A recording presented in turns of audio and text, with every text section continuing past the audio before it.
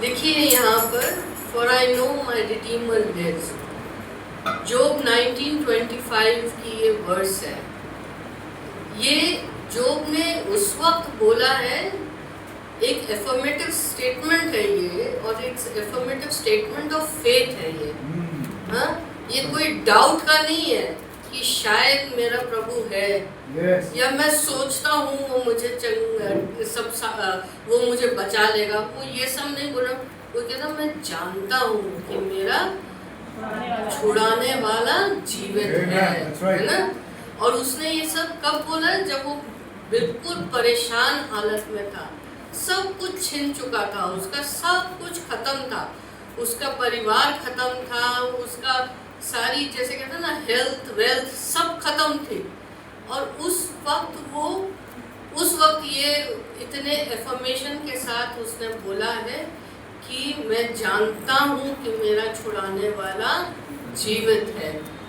क्या मैं और आप, अगर मैं अपनी आंखें बंद करूं और अपनी जिंदगी को पूरा एक रिकैप देखूं, बचपन से लेके आज तक, मैं देखूंगी खुदावंद ने हर ऊंचे नीचे समय पे खुदावंद ने मेरे साथ खड़ा रहा है और मेरी उसने मदद करी है।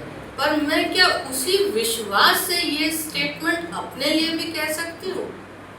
या आप ये बोल सकते हैं कि मैं जानता हूँ कि मेरा छुड़ाने वाला जीवित है? बहुत बार हमारा फेथ डगमगा जाता है, जहाँ थोड़ी सी परेशानी आती है या कुछ होता है, इधर उधर की बातों में जल्दी लग जाता है, परमेश्वर की तरफ देर से लगता है। चेले भी जब उस नाव पे थे और जब बीच मझधार में थे और जब इतना तूफान आया तो एकदम यीशु को उठाने गए कि तुम कैसे सो रहे हो जब इतना तूफान आ रहा है। हाँ, खुदा उठ के क्या बोलता है? O ye of little faith, तुम्हारा क्या विश्वास इतना छोटा है कि तुम इतनी तूफान से तुम डर गए आज। और एक तरफ हम देखते हैं, फिर जब वो चल रहा था और उसके पीछे भीड़ चल रही थी, उसी भीड़ में एक स्त्री जो कि इतनी बीमार थी, पर उसने सिर्फ इतना कहा कि अगर मैं उसके वस्त्र को भी छू लूंगी तो मैं चल जाऊंगी। परमेश्वर ने उससे क्या कहा? तेरे विश्वास ने तुझे चंगा किया है, ये कहा उसने। वही भीड़, उस भीड़ में एक शख्स, आज मैं उस भीड़ की ओर मैं आप लोगों का ध्यान लेके जाना मांगती हूँ कि परमेश्वर जब तक था वो अपना प्रचार कर रहा था, उसके पीछे एक बहुत बड़ी भीड़ चलती थी, बहुत लोग चलते थे उसके पीछे। उसके पीछे चलने वाले इतने थे कि संभाले न संभलते। और पर जो इतने लोग उसके पीछे चल रहे थे, क्या वो सब एक ही मकसद से चल रहे थे? नहीं, वो उनका मकसद या वो किस रीजन से चल रहे थे, सबका रीजन फर्क था। आज उस भीड़ के लिए मैं थोड़ा सा बोलूँगी कि उस भीड़ में कौन कौन लोग थे। उस भीड़ में सबसे पहले थे जो बुलाए गए थे, they were called to follow. Who were called to follow? They were the disciples who were called to follow. और disciples में भी अगर आप देखें, कुछ disciples जिनको उसने बोला मेरे पीछे हो लो, तो उन्होंने सब कुछ छोड़ दिया और चल दिए। सब कुछ छोड़ दिया, उन्होंने अपना व्यवसाय छोड़ दिया, उन्होंने अपने परिवार छोड़ दिया और वो उसके पीछे चल दिए। उनको ये नहीं मालूम था किधर जा रहे हैं, बस चल दिए उसके पीछे। कुछ थे कि हाँ ठीक है हम चलेंगे, परंतु उन्होंने क्या करा? वापस नहीं लौटे कि हम कुछ काम खत्म करके आते हैं फिर हम चलते हैं। बुलाहट तो सेम थी, he called the disciples but there were few who followed him. सिर्फ 12 उसके पीछे चले। तो उस भीड़ में उसके डिसाइपल्स थे, उसकी बुलाहट को सुनने वाले, ठीक है। उसके बाद अगर हम देखें, उस भीड़ में कुछ ऐसे लोग थे जो रिसेप्टिव थे पर रेस्टलेस थे। सुन तो रहे थे उसका वचन, बड़े जोर से सुन रहे थे और जब तक वो सुनाता था तब तक सुनते थे, पर उसके बाद विचलित हो जाते थे, बेचैन हो जाते थे। हम भी शायद उस तरह से कई बार कर लेते हैं कि कभी कभी हम लोग जब परेशानियां आती हैं तब तो हम लोग पूरे वक्त दुआ बंदगी बाइबल प्रार्थना में लगे रहते हैं, परंतु जब सब चीज़ ठीक होने लगती है, सब कुछ सही होने लगता है, तो शायद हम लोग के लिए प्रायोरिटी जो है फ़र्क होने लगती है। तो हम लोग भी रिसेप्टिव हैं बट रेस्टलेस होने लगते हैं कभी कभी। जब परेशानियां आनी शुरू हुई तब परमेश्वर के पास आए, जब परेशानियां चली गई, सब चीज़ ठीक ठीक चलने लगा, तो परमेश्वर को थोड़ा साइड लाइन कर दिया। अभी हमारे ऑफिस में थोड़ा काम है, अभी मुझे वहाँ जाना ज़्यादा ज़रूरी है, अभी जुड़ जाएंगे प्रेयर में, देखते हैं जैसे टाइम लगेगा, जुड़ते हैं। पर हमने उसको as a matter of convenience बना लिया। फिर उस भीड़ में कुछ थे जो ऑब्जर्वर्स थे ऑफ मिरेकल्स, जो मिरेकल्स को ऑब्जर्व कर रहे थे, ठीक है।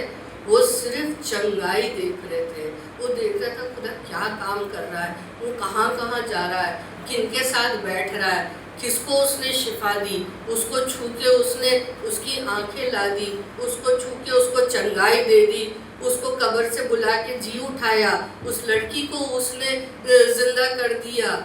वो सिर्फ ऑब्जर्व कर रहे थे, समझ नहीं रहे थे कि हो क्या रहा है। खुदा भी ये कहता है कि ये सिर्फ समझ रहे हैं, ये देख रहे हैं, ये मुझको नहीं ढूंढ रहे हैं, ये देख रहे हैं कि मैं क्या कर सकता हूँ। वो सिर्फ यही सोच रहे कि मैं क्या करने आया हूँ और मैं क्या कर सकता हूँ। वो ये नहीं सोच रहे मैं हूँ कौन। वो उसकी तलाश नहीं कर रहे थे, वो ऑब्जर्व कर रहे थे। उसमें फेरिसीज भी थे, सदुकी भी थे, हाई प्रीस्ट भी थे, जो कि वो देख रहे थे कि मैं इनको कहाँ पकड़ूं, परमेश्वर को कहाँ पकड़ूं, कौन सी चीज़ को गलती करते पकड़ूं। उसने सबत के दिन में चंगाई दे दी है, बहुत गलत काम किया है, क्योंकि वो तो विश्राम का दिन है। क्यों कर दिया उसने ये काम? हाँ, वो उसको पकड़ने की कोशिश कर रहे थे। क्यों? क्योंकि वो उससे डर रहे थे। वो जानते थे कि ये है कौन, पर वो पकड़ना मांगते थे उसको, और इसलिए उसके वो एक एक मिरेकल को ऑब्जर्व करते थे, एक एक चीज़ को देखते थे, और वो सिर्फ ये सोचते थे कि ये हमको सिर्फ चंगाई देने आया है, हम सिर्फ चंगाई लें और हम अपने काम में आगे बढ़े। तो ये ऑब्जर्वर्स थे। कुछ उसमें वॉन्डरर्स थे, जो सिर्फ जैसे होता है ना, एक भीड़ के साथ चल दिए, बस चल दिए। वहाँ यरूशलेम में खुदा घुसा तो लोगों को देखा, उन्होंने खजूर की डालियाँ डालते थे तो वो भी लग गए होसन्ना होसन्ना गाने लग गए, और खजूर की डालियाँ और कपड़े बिछाने। क्यों? क्योंकि और लोग कर रहे थे। हमें को तो मालूम नहीं क्यों क्या हो रहा है, कर रहे हैं तो हम भी कर रहे हैं। तो इस तरह के वॉन्डरर्स थे। इसी तरह कुछ थे जो बिल्कुल डिवाइडेड थे इन रिस्पॉन्स।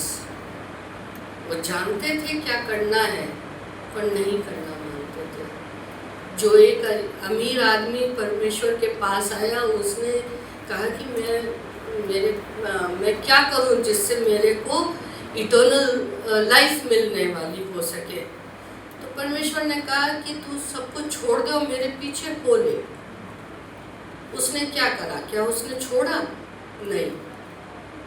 उसको वो अपनी सारी दौलत धन जो उसके पास था उसको छोड़ना नहीं मानता था। He was divided.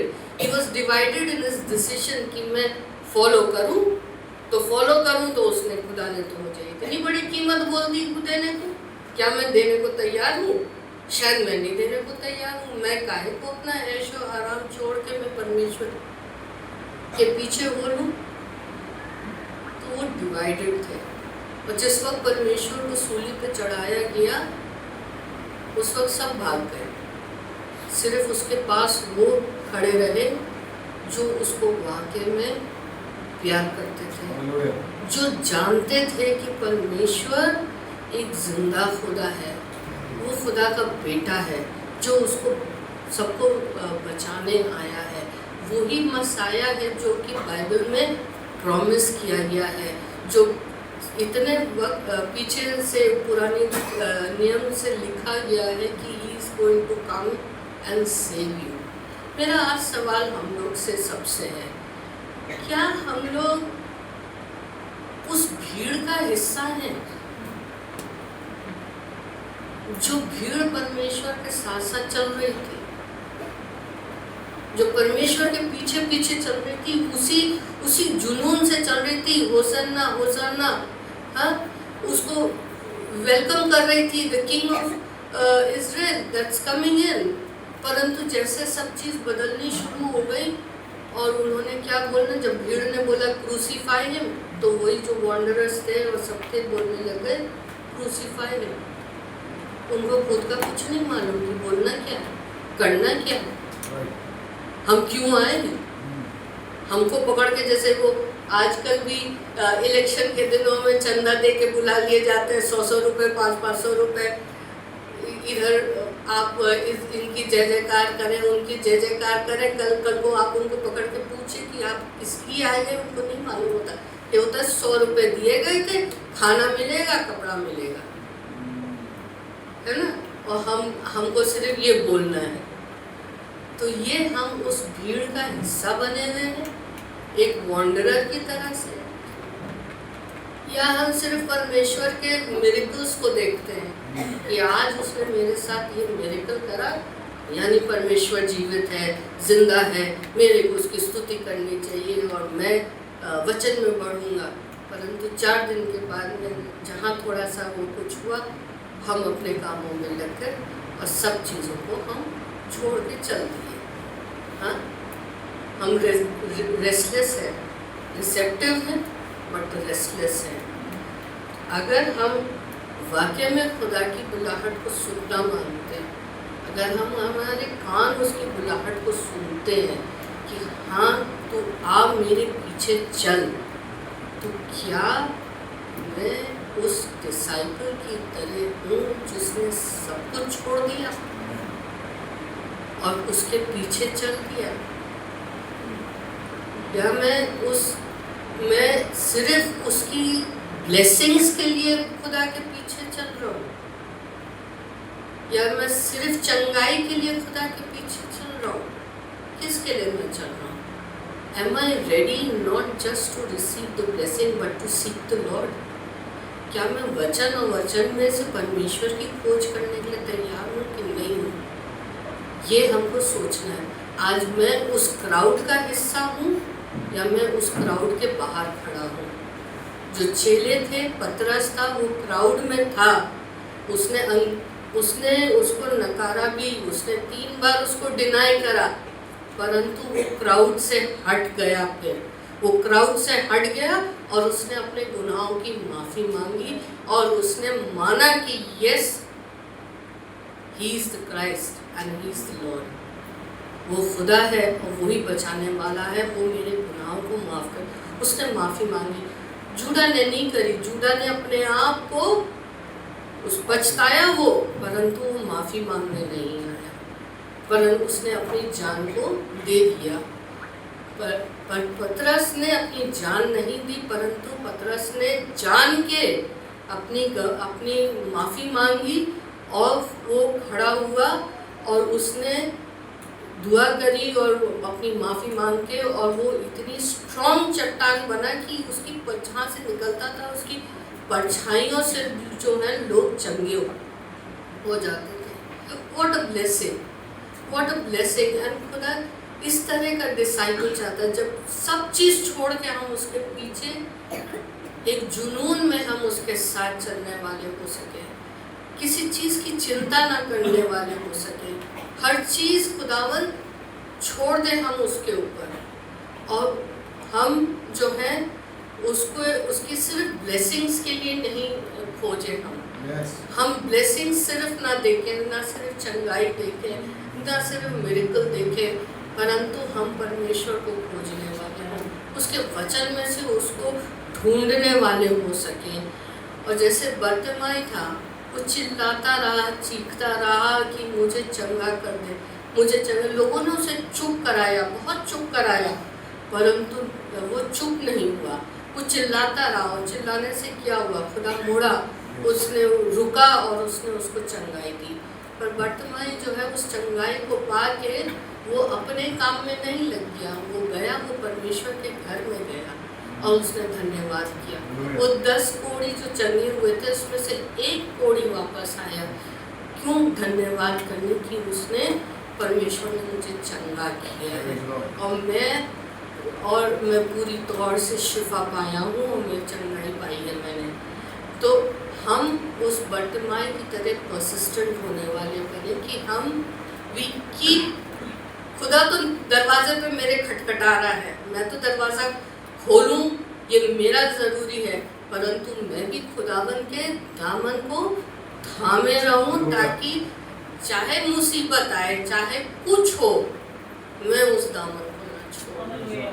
कोई भी चीज़ मैं उस दामन को ना छोड़ने वाली बनूं। और इसी तरह वही शख्स खुदा का वाकई में फॉलोअर या डिसाइपल कहलाता है जो उसके साथ उसकी क्रूस के पास खड़ा है, जिसकी निगाह सिर्फ क्रूस पे है। और जैसे आज हम लोग ने कहा, लिपट रहूँगा मैं क्रूस ही से, सिर्फ क्रूस से लिपटा रहूँ। और खुदा ने कहा तू अपनी क्रूस उठाओ चल। क्रूस उठाओ चल से ये नहीं है कि हमको सब चीज़, खुदावन जो है हर चीज़ अच्छी करके देगा। खुदा सब चीज़ अपने समय पे देता है, परंतु हमारा विश्वास, जो शुरू में बोला, my faith, where is my faith? Is my faith on the Christ? Am I following him? And am I following the word that He's given me? And am I clear to what He's wanting to speak to me? मैं उसको सुनता हूँ। Am I called to follow?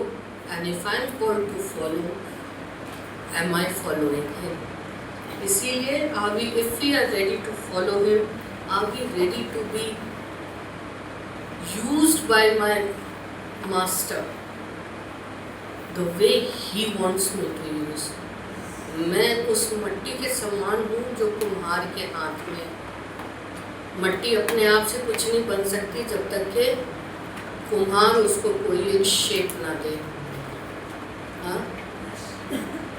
Am I ready to give myself to be that clay in my potter's hand?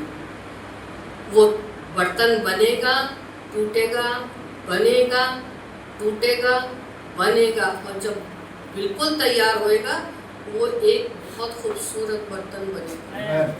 और उस बर्तन को तैयार होने के लिए बहुत सारी समस्याएं आती हैं, परंतु मेरा विश्वास, मेरा भरोसा और मेरा जो खुदा के वचन पे विश्वास है वो अटूट होना चाहिए। हमारे कान रिसेप्टिव होने चाहिए, रिफ्लेक्टिव होने चाहिए, ना कि सिर्फ रिसीव करें और हम उसको छोड़ दें। हमको उसके पीछे पीछे चलते रहना है। जो वचन बोलता जाता है वैसे वैसे हमें करते जाना है। सीजनल नहीं, परंतु कंटिन्यूअस, पूरे वक्त उसके साथ साथ उसके वचनों में मजबूत होते जाना है, उसके साथ उसको पकड़े रहना है। और हमको हर परेशानी, हर तकलीफ, हर मुसीबत जो कि आएगी, ऐसा नहीं कि नहीं आएगी, आएगी, आती रही है, आएगी, परंतु ना सिर्फ उसकी ब्लेसिंग्स को देखना, परंतु हमें हर बार उन ब्लेसिंग से अपने आप को रिन्यू करना है कि उससे हमको क्या सीख मिल रही है और हम अपने आप को कैसे रिन्यू करें, क्या वचन ने मुझको बोला है करने को। और जब ये सब चीज़ होगी, then I think I will be there to say this with absolute confidence that I know my redeemer lives. Till then you need to be faithful unto the word of the Lord. Praise the Lord.